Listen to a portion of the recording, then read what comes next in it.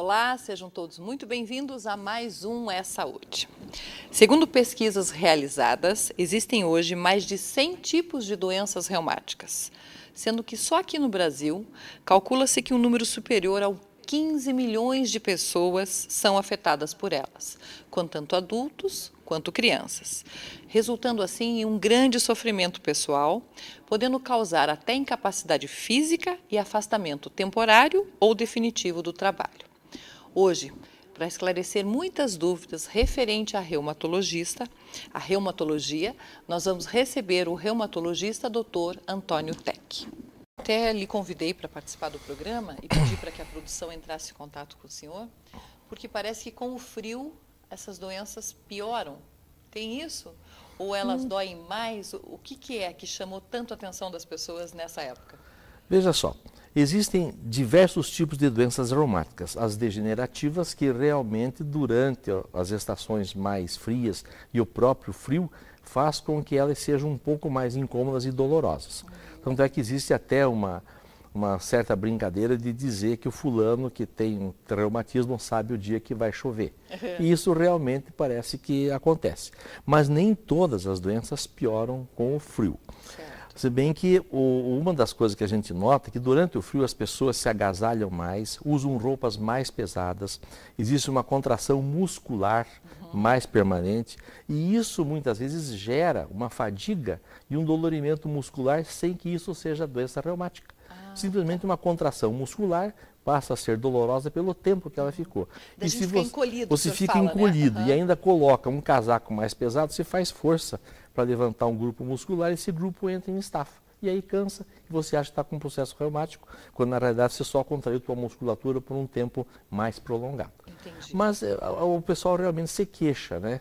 Que quando está frio, e as outras doenças também, as infecções respiratórias, no frio pior, parece que de noite, e com o frio as coisas ficam mais incomodativas. Né? Bom, vamos começar falando bem disso. O que é reumatismo? Reumatismo é um nome que se dá a um grupo de doenças. Então essas doenças, existem, como você já deve ter visto, existem centenas de doenças reumáticas. E, além de existir as doenças propriamente ditas da reumatologia, existem dezenas ou centenas de outras que trazem sintomas ao sistema músculo-esquelético e muitas vezes passa pelo reumatologista e é encaminhada ao endocrinologista, é encaminhada ao gastro, como as hepatites, como as viroses em geral, né? Então, quer dizer que existem doenças reumáticas e doenças com sintomas reumatológicos que acabam sendo de outra esfera, da endocrinologia, da gastroenterologia, etc. Que aí o senhor mesmo indica um outro especialista? Realmente, a gente sempre procura ter o melhor atendimento ao paciente.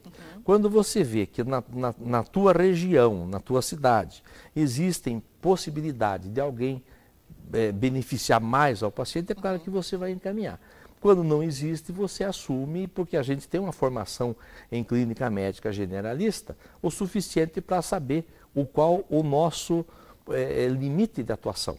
E o limite de atuação, você não vai deixar de atender um paciente, encaminhando, dificultando a vida dele para outra cidade, se você pode resolver o problema por aqui. Por aqui, certo. Bom, como a gente já falou, existem muitos tipos, vamos tentar falar um pouquinho de algumas. Nós não vamos ter tempo, é claro, de consultar o Dr. Antônio Tech aqui e falar de todas elas, mas de algumas. A primeira pergunta que veio é o que é artrite e o que é artrose? É diferente uma coisa da outra? É muito diferente. Tá. Tanto que o grupo artrose, nos últimos anos, passou a ser denominado de osteoartrite. Então, é uma artrite degenerativa. Certo. Então, nós podemos ter, em qualquer articulação do organismo, um desgaste.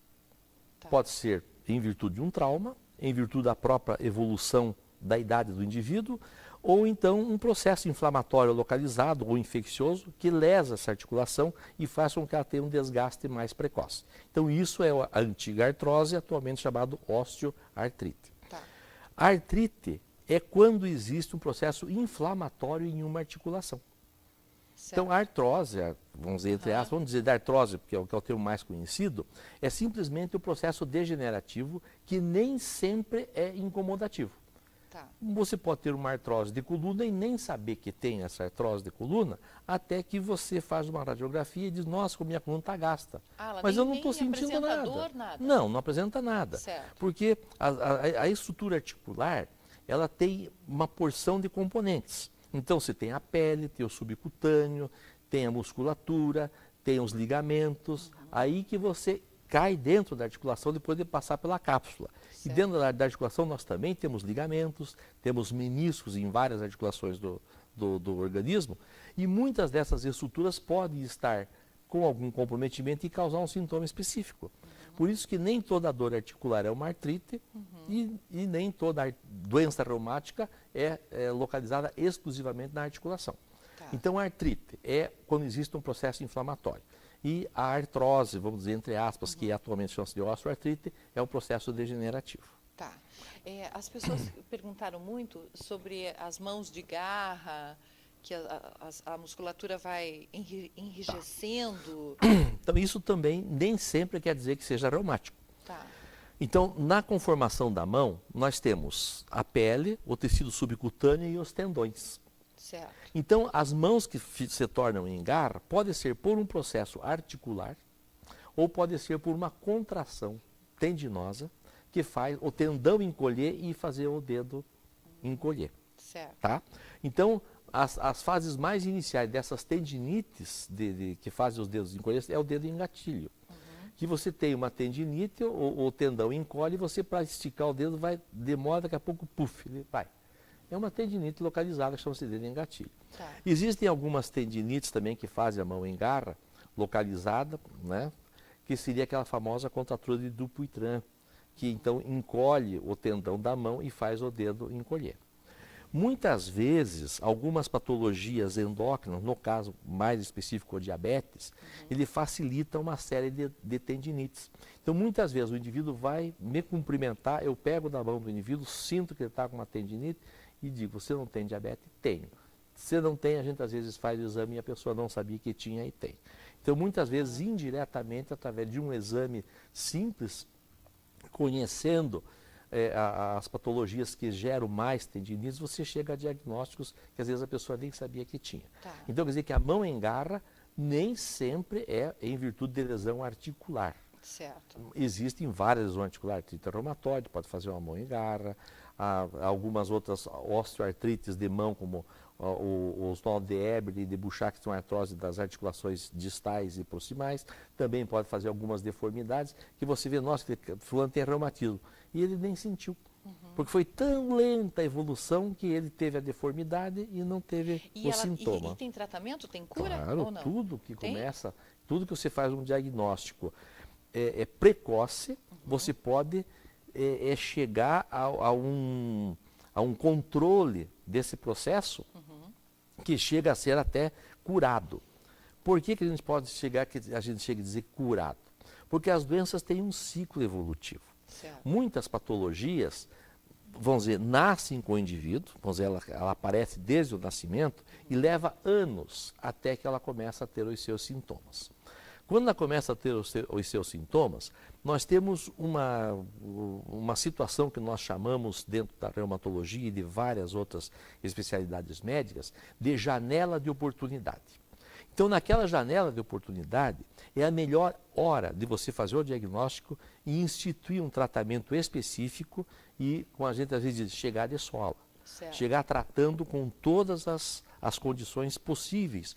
Porque depois de passado aquela janela, você se perdeu a oportunidade, a doença já pode se instalar e apresentar as suas sequelas. Ou então você chegar nessa janela de oportunidade numa hora tão propícia que faz com que você consiga bloquear a evolução da doença. E como a doença é mais ou menos autolimitada, pode ser que depois daquele tempo a pessoa não sinta mais nada. Entendi. Então, você ganhou o tempo na hora que você fez um tratamento precoce e teve uma atuação eficiente, eficaz e efetiva. Tá.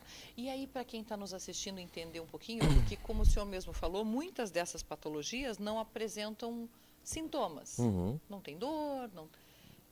É visível só para a pessoa Visível, perceber exatamente. e buscar ajuda. Exatamente. Então, veja só. Um exemplo, aquelas alterações degenerativas das mãos, Certo. né? Que acontecem em pessoas com mais de 50 anos, né? Habitualmente, mais de 50 anos, ou quem faz muito esforço com as mãos. Então, essas alterações degenerativas, quando existe dor, é o melhor sinal que pode acontecer para a pessoa. Sim. Está doendo, eu vou procurar ajuda e vou ter uma ajuda Tratamento, precoce. Quando não dói, ou quando a pessoa não dá bola para essa informação tão importante como é a dor, você deixa passar aquela janela de oportunidade e não consegue um tratamento em tempo hábil. Certo. Aí você, quando for iniciar o tratamento, já existem lesões que são irreversíveis. Quando existe lesão irreversível, você pode estacionar daqui para frente. Algumas coisas podem regredir, mas algumas não. Então, quando a lesão já está instalada, você não consegue, vamos dizer, deixar a pessoa na sua rigidez total. Tá. Quanto antes, Quanto melhor. antes, melhor. Tá. Qualquer fogo pequeno, você tem menos... Mais chance de apagar. Mais chance de apagar e menos estrago ele fez. Verdade. Bom, saímos da artrite e vamos para a osteoporose. Osteoporose. Muito bem. A osteoporose é o que nós chamamos quando existe uma redução da quantidade de cálcio na estrutura do osso. Tá? E isso tem a ver com idade ou nem sempre? Vamos dizer, a maior parte das vezes tem a ver com idade e muitas vezes tem a ver com algumas situações. Tá. Então, uma das principais situações seria a utilização de produtos que podem gerar osteoporose. Por exemplo, doutor? Álcool e fumo, Tá. que são as principais causas evitáveis da Os principais osteoporose. vilões. Tá? Aham. Então, quer dizer, quando a gente nasce com alguma doença, traz uma carga genética ou algumas alterações que propiciem você ter internamente algum problema, você vai tratar, investe no tratamento e tal. Mas o cigarro e a bebida alcoólica em excesso faz com que o indivíduo compre a doença. Entendi. Entendeu? E todos os problemas que todas as doenças, se você conseguir não ter agentes externos fazendo agravamento das mesmas, você consegue ter um controle de causas, vamos dizer, de possibilidade com melhores prognósticos. Certo. Né? Vamos dizer, uma série de medicamentos podem fazer perder cálcio do osso, mas quando o médico receita um produto desse, ele já entra com a medicação protetora para evitar essa perda, para não perder o osso. O complicado é quando a pessoa começa a se automedicar. Veja só, o médico estuda, eu estudo desde os 4 anos de idade, estou com mais de 60, então estou estudando há 50 e poucos anos, mais de 60 anos estou estudando. E não sei tudo o que acontece. Eu converso com o doente, examino o doente, conheço a doença e algumas vezes erro o diagnóstico. Certo. Agora você imagina um indivíduo totalmente leigo que quer... e outra coisa, eu estudo farmacologia e sei a ação dos remédios e a interação medicamentosa. Agora você imagina um indivíduo que não conhece medicina, não conhece sintoma, procura adivinhar no Google o que ele tem e toma um remédio que ele não sabe para que serve, as chances dele acertar são extremamente pequenas. Verdade. Então, se você não tem um profissional capacitado para te atender, você pode evoluir muito pior. Pior ainda se você não tiver conhecimento e tentar se automedicar. Aí é mais complicado. Então, a osteoporose pode ser causada por uma série de fatores, mas vamos nos deter a essa osteoporose que a gente trata, que você consegue prevenir, que seria a osteoporose pós-menopausa e a osteoporose senil. Tá? Então, a osteoporose, a mulher, ela tem uma proteção hormonal até que ela entra na menopausa. Certo. Então, com a entrada na menopausa, a falta do hormônio estrogênio, que é protetor da estrutura óssea, é perdida. Com isso, rapidamente, em 2 ou 3 anos, a mulher tem uma grande perda de massa óssea às custas da perda do cálcio. Quando a mulher tem um segmento com o seu ginecologista de uma forma assim, bastante, vamos dizer, eficiente, esse ginecologista pode utilizar algumas vezes hormônios mesmo, né, e retardar esta perda óssea, né? A famosa reposição hormonal. seria a reposição hormonal. Certo. Né?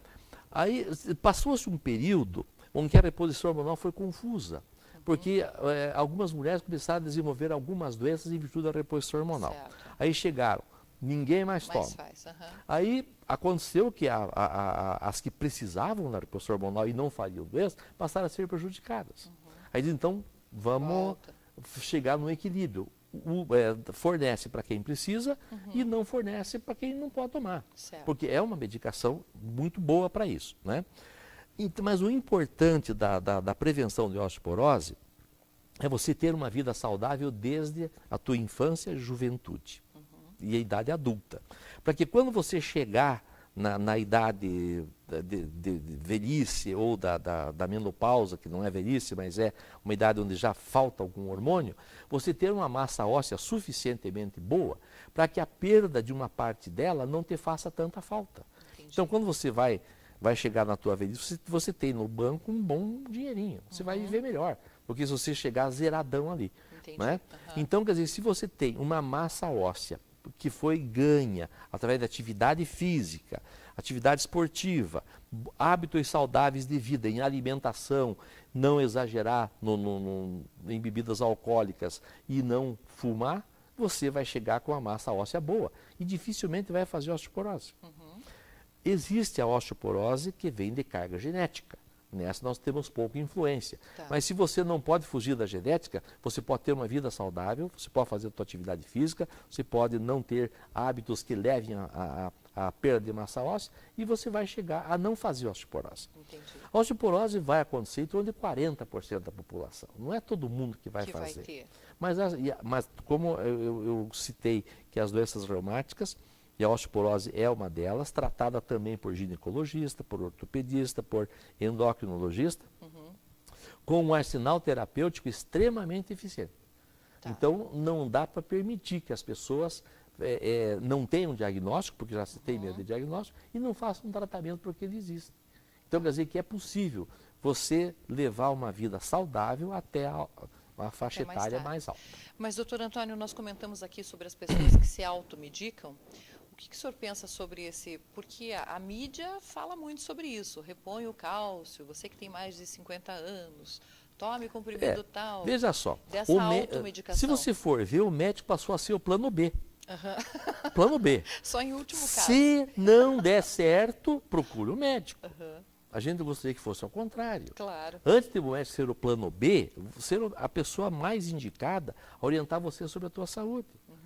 Né? Se estragar uma câmera de televisão, você vai chamar quem? Vai chamar o rapaz do posto de gasolina? Vai chamar o teu técnico. Certo. As chances de você ter uma orientação mais adequada com o especialista é melhor. Não precisa ser um especialista em ortopedia, em reuma, o médico. O médico tem uma noção para prescrever o que você deve tomar. ou orientar. Certo. Né? Mesmo dentro da reumatologia, a parte de reumatologia pediátrica, que eu cheguei a fazer há algum tempo, a gente vê, olha, 90% tranquiliza a mãe e 10% você encaminha. Entendi. Porque aqui em Curitiba existem ótimos reumatologistas pediátricas, né, com chance de fazer um tratamento muito bom. Tá, mas existe o perigo de excesso de cálcio? Por exemplo, a pessoa se compra esses comprimidos aí que vendem... Olha, tudo que é em excesso é ruim. Tá. Se você não sabe a dosagem correta... Não sabe usar, e não sabe se precisa. A começar por aí. Certo. Como eu digo que tudo que é em excesso é ruim, porque se você entrar num rio e se afogar, a água é vital, mas você pode se afogar numa água. Tá. Então, qualquer medicamento é droga. Entre não pode é droga. Tomar Tem sem que tomar indicação. o que você precisa. Se você for comer em excesso, você vai engordar. Se você não comer, você vai morrer de fome. Tem que ter um equilíbrio. Tem que ter um equilíbrio. Tá. Eu conversava com o Dr. Antônio Tech aqui, antes de começar o programa, sobre doenças da moda. Não que ela seja uma doença da moda, mas parece que as pessoas estão mais alertas a ela, que é a fibromialgia. Nós vamos para um breve intervalo e no próximo bloco falamos disso. Feito? Até já.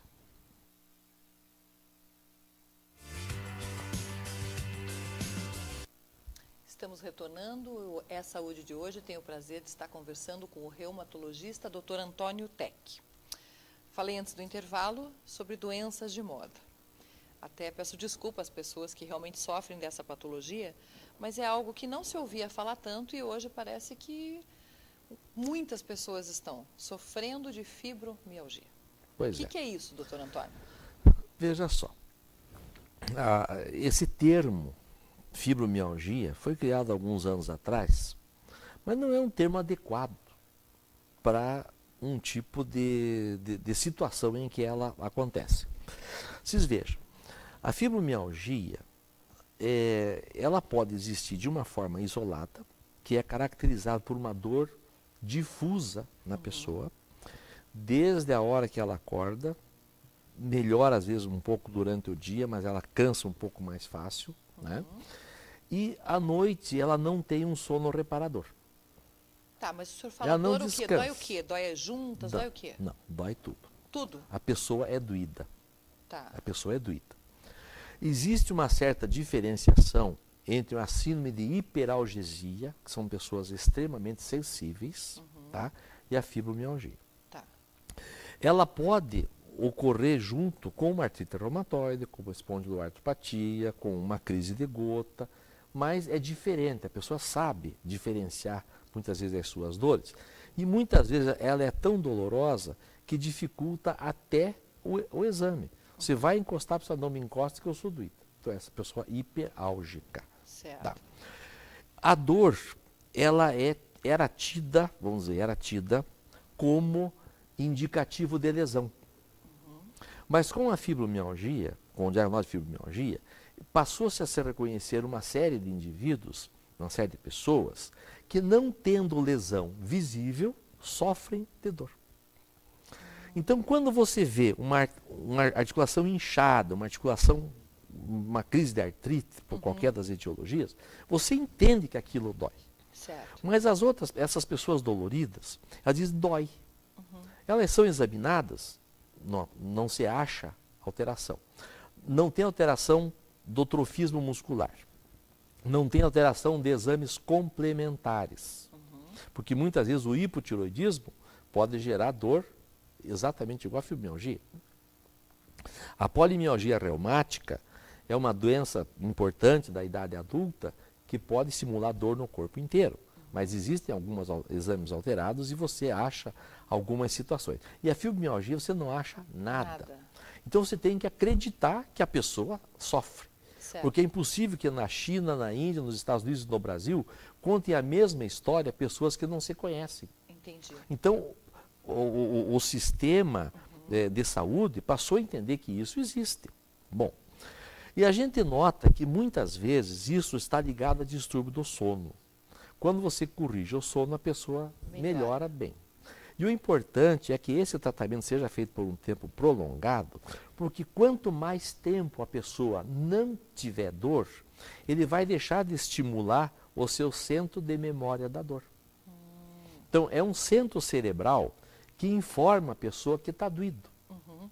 Então, se a pessoa tem uma memória da dor facilmente, vamos dizer assim, que chega ao nível de consciência, ela vai ser dolorosa, vai ser dolorida. Certo. E se você não tiver uma memória, se você não souber o que é dor, você não vai sofrer por isso. Então, muitas vezes as pessoas encontram alguma explicação sobre o que é fibromialgia, mas isso aqui, na minha concepção, é que se você não consegue, isso às vezes cria um problema até familiar. O marido não aguenta mais a mulher que diz que está com dor. Vai a 5 ou 6 médicos Não e descobre. ninguém prova nada. Certo. Entende? E existem pessoas que são mais sensíveis do que as outras. É a forma do corpo falar. Eu estou com dor. Entendi. E você acreditando na pessoa, você tem condições de conduzir de uma certa forma. E isso que faz a pessoa viver bem. E tem tratamento para isso? Claro que tem. Porque muitas pessoas pediram para que eu lhe perguntasse ao doutor Antônio, se é verdade que a fibromialgia não tem cura. Veja só, a cura é uma coisa extremamente relativa. O que a gente chama de cura? Né? Não cura é sentir você não mais sentir dor. nada. Então, você veja, como é que você pode dizer, eu não vou mais, eu garanto para você que você não vai mais ter tal coisa. Isso é impossível. A nossa vida é cíclica. Né? Nós temos situações que que não são favoráveis, outras são desfavoráveis. E a gente nota também que pessoas que têm algum processo emocional interfere em toda a saúde. Tem gente que vê um gol do time e morre de infarto do coração. Verdade. Tem gente que a pessoa, a querida dela está doente, ela fica doente junto.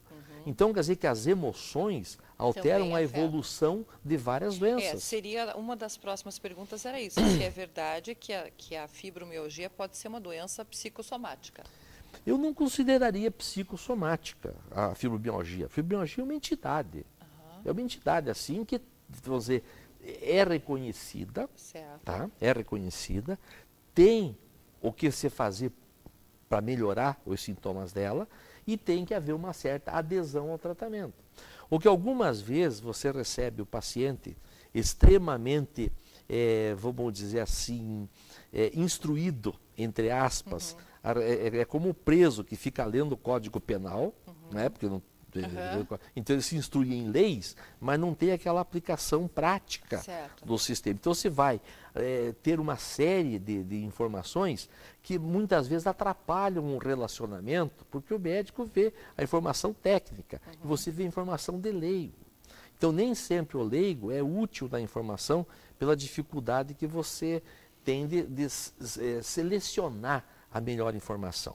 Então uma sugestão que a gente dá para os nossos pacientes, e vou passar para os seus ouvintes agora, é que se você quiser alguma informação, procure o site das sociedades das especialidades. Certo. Então você tem o site da Sociedade Brasileira de Reumatologia, da Sociedade Paranaense de Reumatologia, onde as informações sobre qualquer das doenças reumáticas terão o aval de um conhecedor do assunto. Certo. Não de pessoa que ouviu falar, aí contou, aí eu tomei tal coisa, ou então apresentam curas mirabolantes e miraculosas. Isso não existe. Nós temos que tratar as pessoas com ciência, com a coisa certa, com o que deu certo aqui, vai dar certo lá e vai dar certo lá. Com seriedade, né, Com doutor? seriedade, porque existe muita gente oferecendo vacina, oferecendo drogas secretas, e a medicina não se faz com segredo. Verdade. A medicina se faz com divulgação. Tá. Então a divulgação do que é certo, do que a pessoa, qual é o caminho que a pessoa deve trilhar, né?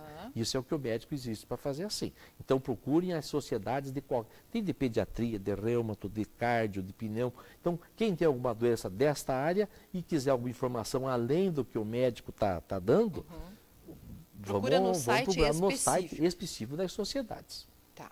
Tá? Antes da gente terminar o nosso bate-papo, uma das internautas mandou uma foto, eu até não trouxe para não expor, é claro, falando que o marido está com manchas muito escuras, tanto na região próxima aos pés, quanto na região próxima aos braços, e tem sentido muito amortecimento. O que pode ser isso? Tá. Ele deve ir a um reumatologista, deve procurar qual especialista? Veja só, o reumatologista é o clínico por excelência.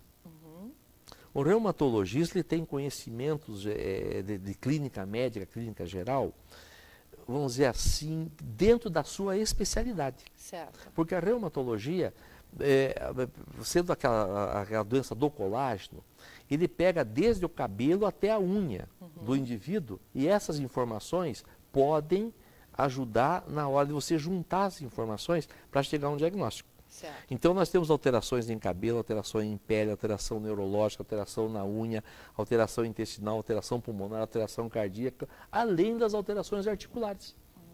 Então nós temos condição assim técnica de chegar muitas vezes a um diagnóstico que o indivíduo, pior se você vai num médico, não é comigo, é claro, não sei.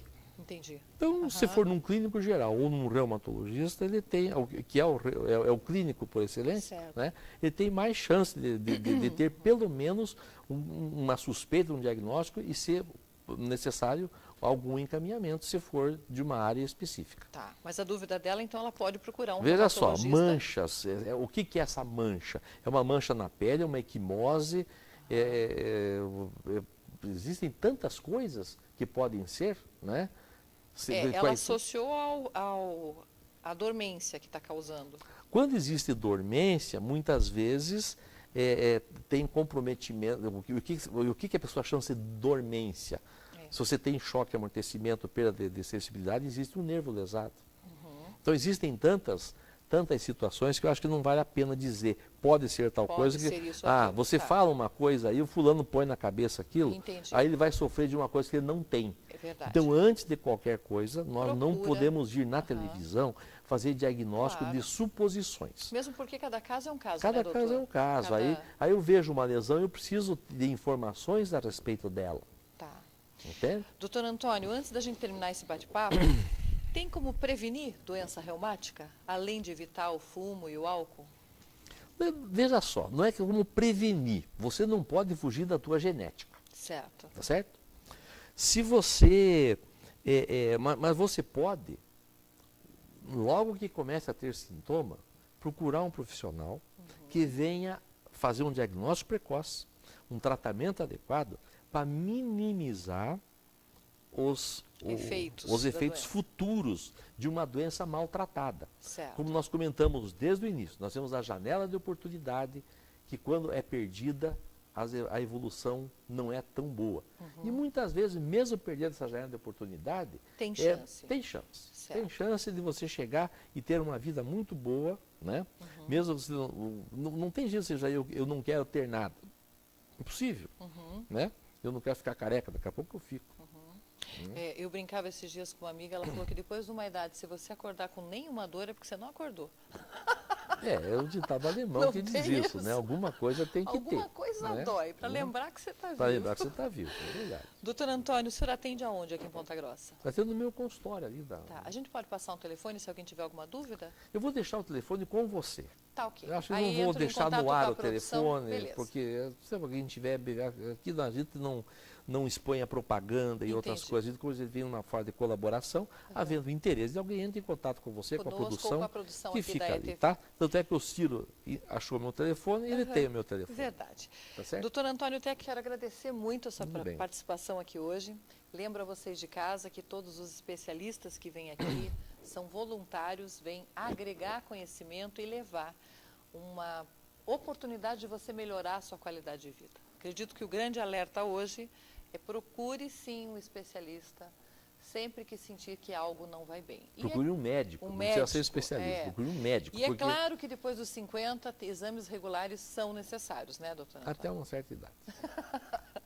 Foi um prazer recebê-lo de novo, Tudo bem, viu? o prazer foi meu. Bom, já falamos aqui sobre algumas doenças causadas por doenças reumáticas, né? Algumas patologias. E a gente sabe que, além do acompanhamento médico, algumas atividades físicas podem fazer toda a diferença. No próximo bloco, eu recebo a fisioterapeuta Andréa Martins para falarmos um pouquinho sobre isso. 2 minutinhos, a gente já volta.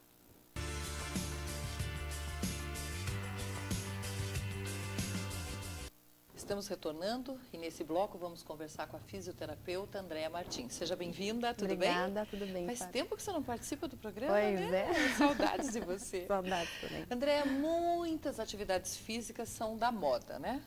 Crossfit, agora tem balé fitness, Tem de tudo, né? dança no circo, enfim. Já o Pilates é algo muito antigo. É. E como hoje nós estamos falando sobre patologias, doenças reumáticas, a informação que eu tive de diversos médicos foi que o Pilates é um dos maiores aliados. É isso mesmo? É isso mesmo, Fábio. Então, o Pilates é um método que surgiu por Joseph Pilates, é um alemão, na época da Primeira Guerra Mundial. Ele foi para um hospital e ajudava na reabilitação. E ele criou as molas para a resistência, para fortalecimento dos acamados.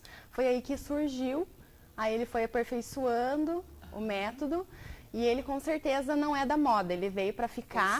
Porque... e há muitos anos ele está, né? Sim. Então, porque ele não é da moda, porque ele ajuda também desde atletas profissionais até sedentários. Então, ele pode ser praticado por qualquer pessoa. Tá. Com dor ou sem dor. Uma das ações aqui que me chamou a atenção foi justamente isso, você proporcionar mesmo uma pessoa que já está com os seus 50, 60 ou 70 anos, buscar novamente a força muscular que vai se perdendo. Sim, com certeza. Ou por doença, ou não, ou por sedentarismo mesmo. Por sedentarismo, às vezes a pessoa já tem uma predisposição à osteoporose, então o fortalecimento muscular junto com o alongamento, e por ser um exercício que não tem impacto, são poucas repetições, então ele auxilia muito, desde atletas mesmo, a adolescentes melhorar a postura, os idosos, a parte de equilíbrio, de coordenação, de agilidade, né, que é muito importante, que eles vão perdendo à medida, né, do tempo. E o que me chamou a atenção foi que várias pessoas reclamaram, e o termo foi esse, de reclamação mesmo, que com essa busca na qualidade de vida, todas as pessoas indicam que mesmo os idosos pratiquem atividade física. Mas ninguém estipula para eles qual atividade física fazer. E o que acontece? Os idosos vão para as academias e acabam fazendo atividade física que não condiz com a resistência muscular deles. E aí depois eles acabam tendo que ir para o Pilates. Não é assim? Que acabam, às vezes, né, tendo lesão, se machucando, até vão tentar fazer exercícios na rua. Sem auxílio? Sem auxílio, acabam caindo. Então, tem que ter mesmo um auxílio de um profissional para que possa orientar de maneira correta, né? Os exercícios de forma correta, o alongamento de forma correta, para não forçar determinada articulação. Às vezes ele já tem um problema nas costas, um problema lombar, tem exercícios que não são indicados. Então, é importante, né, essa busca de um profissional. Que faz toda a diferença na hora da sua qualidade de vida. Então, a proposta desse programa é sempre essa, é proporcionar a melhor qualidade de vida para você. Ou prevenindo, ou cuidando das patologias que você já tem. Bom, veio um bombardeio de perguntas, vamos tentar fazer aqui? Vamos lá. Vamos lá. Meu marido sofre de muitas dores nas costas e já anda com dificuldade. Não posso levar ele na academia. Como faço para cuidar? Então, é importante já ter passado primeiro pelo médico para a gente ver se não tem alguma hérnia de disco, de repente, ou se é só encurtamento, ou mesmo diminuição da força. Às vezes a pessoa fica muito tempo sentada, então já sofre de dores nas costas por isso. Tá. Após a passagem pelo médico, obtendo um diagnóstico, é importante essa avaliação do fisioterapeuta, no caso do Pilates, para a gente ver que musculatura está encurtada, o que a gente pode fortalecer, melhorar, o que é importante para aquela pessoa. Então, os exercícios são elaborados de acordo com aquela pessoa. Tá. Isso. E no caso dela, que o marido não pode ir até a academia, você faz atendimento domiciliar, não faz? Faço nesses também casos? isso, atendo a domicílio. Tá. Aí o Pilates solo, porque existe o Pilates solo e o Pilates estúdio, né, que são com resistência de molas nos aparelhos. Tá. Aí a gente vê o que é melhor para cada um. Tá. Depois a gente passa o telefone da Andréia para vocês aí, tá? Eu gostaria de saber como que a fisioterapia pode me ajudar se eu tenho hérnia de disco. A hérnia de disco, o que acontece? Tem vários graus, né? Mas, às vezes, o grau cirúrgico é a última opção. Certo. Então, a pessoa vai começar tratando com fisioterapia, aí passando a fase crítica, a fase de dor intensa, já passa a fazer os exercícios, que pode ser auxiliado no método Pilates, já ajuda a resolver. Trabalha bastante o alongamento, o fortalecimento do powerhouse que a gente fala, que é a ativação do abdômen, das costas, da musculatura, que ajuda a pessoa a manter uma postura melhor, auxiliando também na recuperação da hérnia de disco, melhorando a dor, fazendo trações. Então, depende de cada caso, mas basicamente seria isso. Tá. Alongamento é tudo, né, André? Alongamento é tudo. Bom, pergunta para a fisioterapeuta o que faço com a minha mãe. Ela tem somente 60 anos e já está corcunda. Os idosos todos vão ficar tortos? Amor. É verdade, a gente vê os velhinhos, eles vão ficando tortos, assim, né? Por que Então, todo mundo vai entortando, André? O que acontece? Além do sedentarismo. E 60 anos, ela é super jovem. Sim. E a postura hoje em dia é muito importante, né? Às vezes a gente ficar numa posição ereta Arrumar aqui. é mais difícil, mas o que acontece? O corpo vai ficando fraco, a musculatura vai ficando mais fraca, as articulações vão perdendo a lubrificação, então essa mobilidade, ou se mexer, às vezes essa pessoa, mas eu faço atividade dentro de casa, mas não é a mesma coisa. Não, é diferente. Então precisa sair do sedentarismo, primeiramente, fazendo bastante esse fortalecimento, esse trabalho de coordenação, e além do exercício físico, cuidar na postura no dia a dia. Às vezes a pessoa vai, um exemplo, né, vai se alimentar e vai né, em direção ao prato e não ao contrário. Porque é bem mais fácil, né, ficar relaxada. Mais cômodo. Isso, bem mais Ou vocês cômodo. estão sentados aí assistindo televisão, como é que tá as costas? Então assim aí no sofá, largado. Principalmente né? agora no frio, né, vai ficando mais Enrolado na encolhida. coberta. Então, arruma as costas.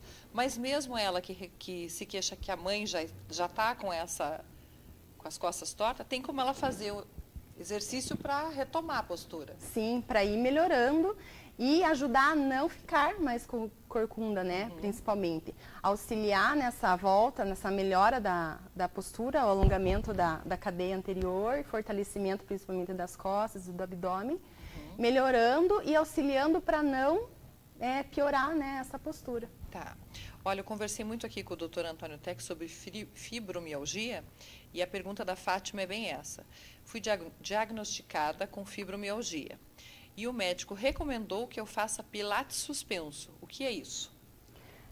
O pilates suspensos, ele veio para, digamos assim, alegrar o pilates do estúdio. Ele é mais dinâmico, ele pode ser feito são vários aparelhos hoje em dia. São tecidos, que é o colúmpio, a lira, que é um círculo, uma balança que também auxilia no trabalho de equilíbrio, de coordenação, mas enfim, engloba tudo. Tá. Lá na Plena vocês têm? Lá na Plena a gente tem o suspenso tem também, o suspenso. Né? E olha que engraçado, por ter fibromialgia, o médico recomendou o pilates suspensos. Por que ele é mais leve? O que é? Alguns exercícios que a gente faz no suspenso faz uma tração, principalmente das costas. Então, proporciona um relaxamento dessas articulações. Então, essa tração talvez seja a indicação principal para ela, para a fibromialgia. Eu tenho retenção de líquido e gostaria de saber se posso, com o Pilates, melhorar isso. Pode sim. O Pilates auxilia também, porque alguns exercícios a gente fica com as pernas elevadas, auxiliando, melhorando a circulação, trabalhando bastante a parte da panturrilha, que é o nosso segundo coração, estimulando bastante essa musculatura, a gente consegue ativar, melhorar a circulação e, consequentemente, o sistema linfático. Além da drenagem linfática também, que é tudo indicado. de bom. Nossa, eu falo que ninguém pode passar a vida sem fazer uma drenagem linfática, gente. Não tem nada a ver com o assunto aqui, mas a Andrea faz, por isso que eu falei agora.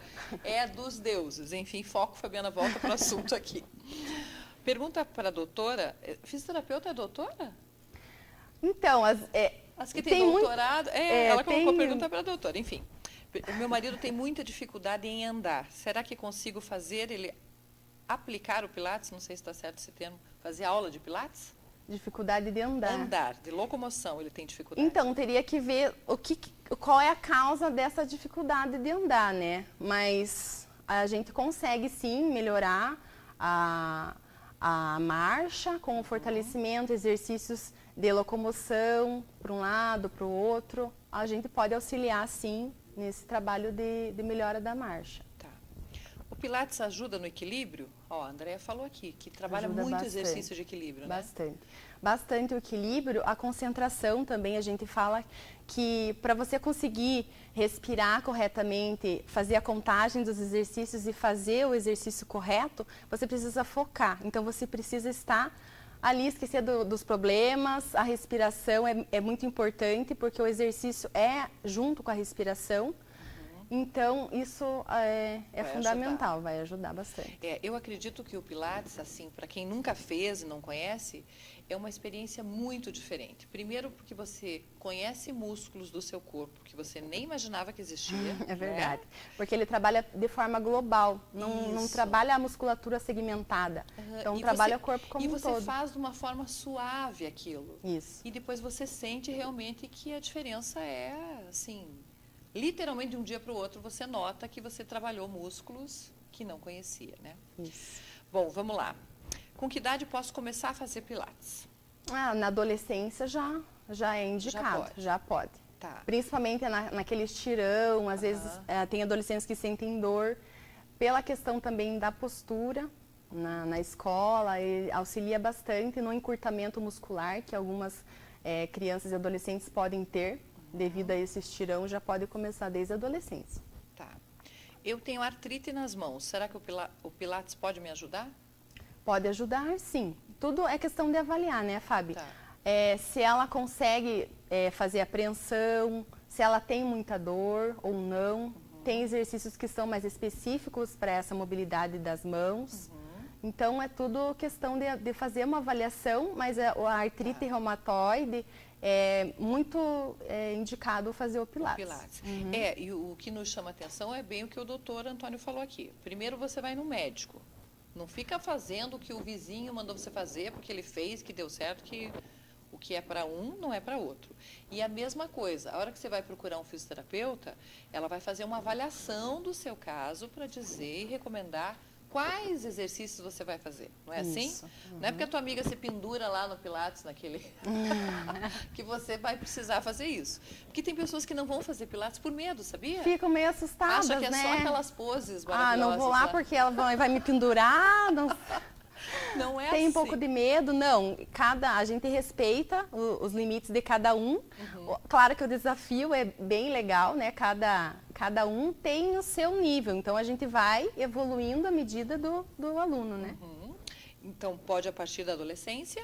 Isso. E não tem limite máximo de idade? Não tem limite. Tá. Gestantes, idosos, qualquer pessoa realmente pode praticar. Tá, mas é importante antes fazer uma avaliação, né? Bom, a Andréia atende como fisioterapeuta tanto a domicílio quanto na Plena Estética e Pilates. A Plena está mudando de endereço? Estamos mudando, estamos melhorando. Ali no Jardim América mesmo? No Jardim América, na Rua Amazonas, bem pertinho de onde era, né? Para quem quer conhecer, para quem não sabe ainda, o telefone aqui em Ponta Grossa é 42 3028 8986. Isso mesmo. 42 3028 8986. E Andréia, você pode passar o teu telefone? Porque assim, eu acredito que muitas pessoas que estão assistindo podem ter entes queridos em casa que precisam de fisioterapia e nem sempre podem se locomover até lá. Normalmente é só um casal ou só uma pessoa com um cuidador e tem essa dificuldade de ir até a clínica, né? E como você faz esse atendimento, é importante a gente passar. O meu telefone é 42-9927-4559. Tá. 42? 9927-4559. 4559. Se não deu tempo de anotar, você pode entrar em contato conosco também, ou através das redes sociais, ou aqui na ETV, e a gente passa para vocês os contatos. Foi um prazer te receber. Prazer foi meu. Davi tá bonzinho. Obrigada. Manda um beijo enorme pro filhote, viu? Pode deixar. E semana que vem tô lá, vou conhecer a Plena Nova. Opa, vamos. Que delícia, eu adoro lá. Obrigada por participar. Obrigada a você, viu? Fábio, pelo convite. Olha, conversei aqui com a fisioterapeuta Andréia Martins. Como sempre, esse programa quer levar até você muita informação para que você viva cada dia melhor. Eu agradeço ao Ciro na produção, à equipe da ETV que leva o programa até você e principalmente a oportunidade de entrar aí na sua casa. Fique ligadinho em nossa programação, fiquem todos com Deus, saúde e paz. Tchau, tchau.